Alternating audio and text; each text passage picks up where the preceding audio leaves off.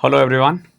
अभिनव नाम है मेरा। स्वागत करता हूं आप सभी का एक बार फिर से text book super coaching channel पे और एक बहुत ही इम्पॉर्टेंट वीडियो सेशन में कह सकते हो आप। आप सबको पता है एसएससी सीजीएल 2025 का जो फंक्शन है वो इनिशिएट हो चुका है। मैंने एक वीडियो भी बनाया था 2 दिन पहले जिसमें मैंने आपको बताया था कि वैकेंसी की डिमांड कर ली गई है। अब अगर आप एग्जाम में का टोटल टाइम देखोगे ना तो हमारे पास काफ़ी कम टाइम बचा हुआ है। अप्रॉक्स अगर आप देखोगे तो 3 मंथ्स है। आखिरी के 3 मंथ्स में हमें क्या करना चाहिए? या फिर अब सोचो मैं अपने बारे में बताऊँ तो मैंने 4 बार ये पेपर निकाला हुआ है। एसएससी सीजीएल मैंने 4 बार निकाला हुआ है।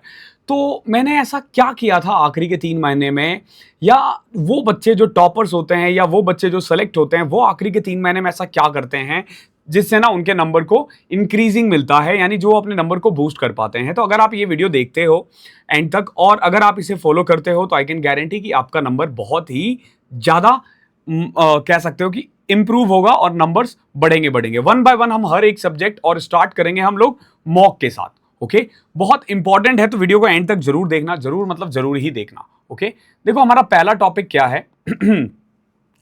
एक तो कुछ चीजें ना आपको ध्यान रखनी है। क्या है?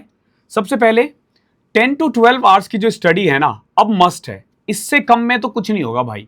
10-12 घंटे तो आपको पढ़ने ही पड़ेंगे। पढ़ने पड़ेंगे मतलब पढ़ने पड़ेंगे। 10-12 घंटे तो पढ़ना ही है अप्रोक्स।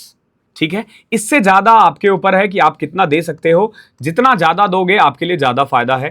ठीक है, मॉक इज द की। अगर अभी भी कोई अपना सिलेबस खत्म होने का वेट कर रहा है फिर मॉक देगा तो भैया भूल जाओ, आप इस साल मॉक देने वाले हो और इस साल आप 2025 का एग्जाम निकालने वाले हो। 26 की तैयारी करो, बेस्ट है आपके लिए। ठीक है, नेक्स्ट वीक तक, नेक्स्ट वीक या उसके नेक्स्ट वीक तक हम लोग 2026 का बैच लॉन्च कर देंगे मैथ्स के लिए, उसमें आ जाना। अगर 25 की तैयारी कर रहे हो मॉक स्टार्ट कर दो, बहुत ज्यादा इंपॉर्टेंट है। और रिवीजन इज द की। इन 3 चीजों को फॉलो करना और डोंट बाय मल्टीपल बुक्स।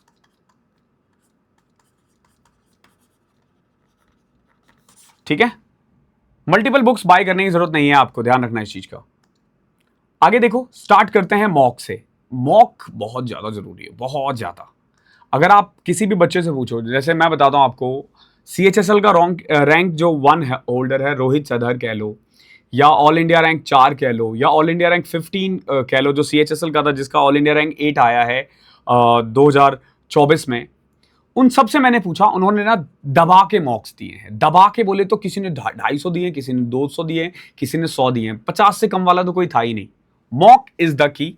सिर्फ मॉक देना काफी नहीं है, आपको ना उसको एनालाइज भी करना है। अगर आप उसको एनालाइज नहीं कर रहे हो ना तो कोई फायदा नहीं। अब एनालाइज का मतलब क्या होता है, बहुत बच्चे समझ नहीं पाते। देखो एनालाइज का मतलब क्या है, कौन कौन से क्वेश्चंस आपने गलत किए हैं, कौन कौन से आपने सही किए हैं। इसके अलावा जिसमें आपने एवरेज टाइम ज्यादा दिया है। कुछ क्वेश्चंस ऐसे होते हैं ना जिसमें हम ना जरूरत से ज्यादा टाइम दे देते हैं। तो ऐसे क्वेश्चंस को देखो कि ऐसे कौन से क्वेश्चंस हैं जिसमें ना हम एवरेज लोगों से ज्यादा टाइम दे रहे हैं। क्यों दे रहे हैं, उस पर काम करो, नंबर अपने आप बढ़ेगा। तो एनालाइज का मतलब यही 3 चीज होता है कि कौन सही सही किया है, फ्लूक तो नहीं था, टिक मार के तो सही नहीं कर दिया, गलत है तो क्यों गलत है भैया, क्या हमारा वो कंसेप्ट क्लियर है, नहीं है तो कैसे उसको क्लियर करना है। और तीसरा, जिस भी क्वेश्चन में टाइम ज्यादा लग रहा है वो करना आपको। ठीक है, daily daily 1 mock is must. रोज 1 मॉक तो देना ही देना है। एक और चीज, try not to repeat your mistake. देखो इसका मतलब क्या है, आपने एक मॉक दिया, इसमें मान लो आपका सिलेबस कंप्लीट है। ठीक है, आपने प्रॉफिट एंड लॉस पढ़ रखा है, आपने मॉक में वो क्वेश्चन गलत कर दिया। अगर आपने अगली बार फिर से प्रॉफिट एंड लॉस में गलती की तो समझ लो आप नहीं निकाल पाओगे एग्जाम। नहीं मतलब नहीं निकाल पाओगे। अगर प्रॉफिट एंड लॉस में दिक्कत है या उस टाइप के क्वेश्चन में डाउट है, किताब निकालो, जो भी किताब है आपके पास, किरण पब्लिकेशन है, पिनेकल है, टेक्स्ट बुक का है, जिसका है निकालो, बार बार करो। जिस टीचर ने करवाया है प्रैक्टिस करो उसकी सीट की। लेकिन वो वाला मिस्टेक दोबारा नहीं होना चाहिए। सेम मैथ्स के लिए, सेम रीजनिंग के लिए, सेम इंग्लिश के लिए, सेम जीके के लिए। और पिछले 5 साल का जो पेपर है ना वो जरूर कर लो, एटलीस्ट 22, 23, 24 ये तो जरूर कर लो, सीजीएल और सीएचएसएल और सीपीओ। ओके, ये आपके लिए मस्ट है। मस्ट मतलब मस्ट। ओके, इसके बाद देखो एक और चीज आप हम जैसे मॉक के लिए मैं आपको बताता हूं, ये 30th मॉक टेस्ट लगा हुआ है। आज इवनिंग में, जब मैं ये वीडियो शूट कर रहा हूं, इवनिंग में 7 बजे हम लोग ये करेंगे। रोज मैं 7 से 8 आपको एक मॉक करवाता हूं, रोज मैथ्स का एक मॉक हम लोग करते हैं। इसमें ना हम आपको अप्रोच बताते हैं कि इस अप्रोच से अगर आप सॉल्व करोगे तो आपके और नंबर बढ़ेंगे। ठीक है, तो बढ़िया सीरीज है, इसे फॉलो कर लेना, आपके नंबर डेफिनेटली बढ़ेंगे। ओके, इसके अलावा देखो, मैथ्स और रीजनिंग सेम अप्रोच फॉलो करना है आपको। मैथ्स और रीजनिंग में पिछले 5 साल का पेपर कर लो, जरूरी है। रिवीजन के लिए ना हमारा एक समापन 1.0 का एक प्लेलिस्ट है, यूट्यूब पे सर्च करोगे समापन 1.0, अच्छा ऊपर लिख दिया मैंने, समापन 1.0 आ जाएगा वो प्लेलिस्ट। उस प्लेलिस्ट को जिस भी चैप्टर में डाउट है ना, ये चैप्टर उससे देख लो, आप वापस आके मुझे थैंक्स बोलोगे। रीजनिंग की भी जो इंपॉर्टेंट टॉपिक है ना, जो अगर आपको किसी में डाउट है, ठीक है, या तो रितिका मैम से देख सकते हो, रितिका मैम करवाती है रेगुलर, वो मॉक भी रेगुलर करवा रही है, या फिर आप सीधा बाय अभिनव राजपूत डाल देना, जो जिस भी चैप्टर में डाउट है आ जाएगा। और मैं गारंटी के साथ कह सकूंगा 2-3 घंटे के बाद आपको दिक्कत ही नहीं होगी उस चैप्टर में कभी भी। और जो भी आपके वीक टॉपिक्स है ना, प्लीज उस पर काम कर लो, ठीक है, जो भी वीक टॉपिक है, और उसी के सम्स, चाहे बुक से या प्रैक्टिस शीट जो भी आपको मिलता है। अगर किसी ने मेरा पेड बैच ले रखा है तो हमारे जो क्वेश्चंस है वही सफिशिएंट है, आपको और कुछ नहीं करना, बुक्स बाय नहीं करनी है। नो, नहीं करनी मतलब नहीं करनी है। मैथ्स और रीजनिंग का सेम है। अब जैसे किसी को ज्योमेट्री में दिक्कत है मान लो, तो मैंने ना एक 7 घंटे की वीडियो डाली है, वन शॉट करके, ठीक है, वन शॉट प्लेलिस्ट आप हमारे इसी चैनल पे आप जाके देख सकते हो, या फिर आप डालोगे वन शॉट ज्योमेट्री बाय अभिनव राजपूत, आ जाएगा। इससे बाहर पेपर नहीं बन सकता, मतलब नहीं बन सकता। पिछले 5 साल के हमने टॉप 200 क्वेश्चंस लिए हैं, टाइप वाइज, हर एक चीज, सर्कल, ट्राइंगल, सब कुछ क्लियर है इसमें, सब कुछ मतलब सब कुछ क्लियर है। अब बात करते हैं इंग्लिश के।